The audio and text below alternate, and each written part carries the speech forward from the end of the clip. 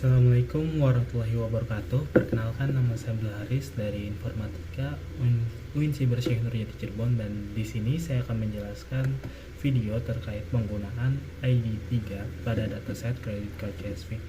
Untuk ID3 sendiri adalah suatu metode, salah satu algoritma dasar dari decision tree, yang konsep utamanya adalah memilih atribut yang paling informatif untuk dijadikan pemisah. Atribut dengan nilai information gain tertinggi akan dijadikan root node, atribut lain membentuk cabang hingga pohon keputusan. Untuk decision tree sendiri ini kita menggunakan dataset credit card feature engineering CSV, dan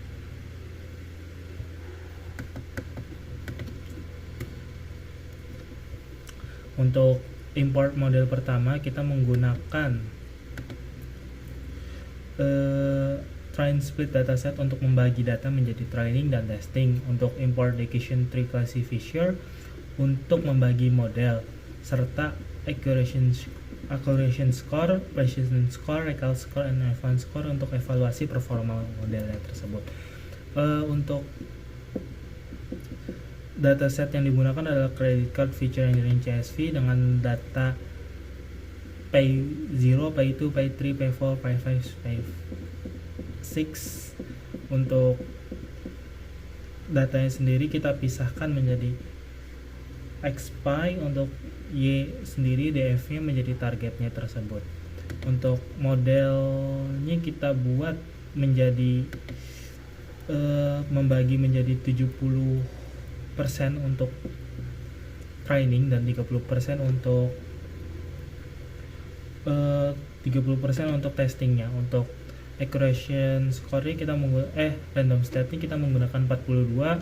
Untuk trend classification entropinya kita menggunakan 42 juga. Untuk visualisasinya menggunakan plot tree, dan di sini visualisasi tersebut dipilih sebagai root adalah Pay 0.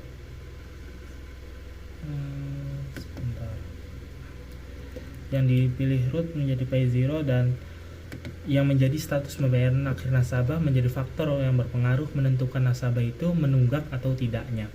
Dan untuk Pay 0 jika lebih besar sama dengan 1,5, artinya nasabah itu relatif disiplin membayar dan tidak menunggak.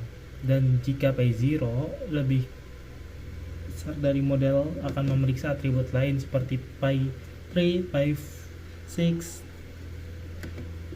dan juga model juga akan memeriksa Pay 6 dan Pay 5 sebagai pengecekan terakhirnya.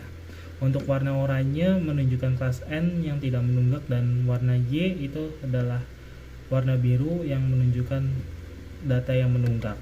Semakin pekat warnanya, maka semakin yakin sistem atau model tersebut terhadap keputusannya.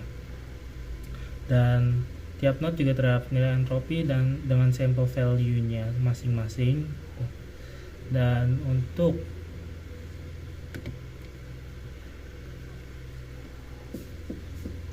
prediction akurasi, kita melihat ketepatan model secara keseluruhannya tersebut. Accuracy-nya seperti yang di sini 81,65%, dan precision-nya itu menjadi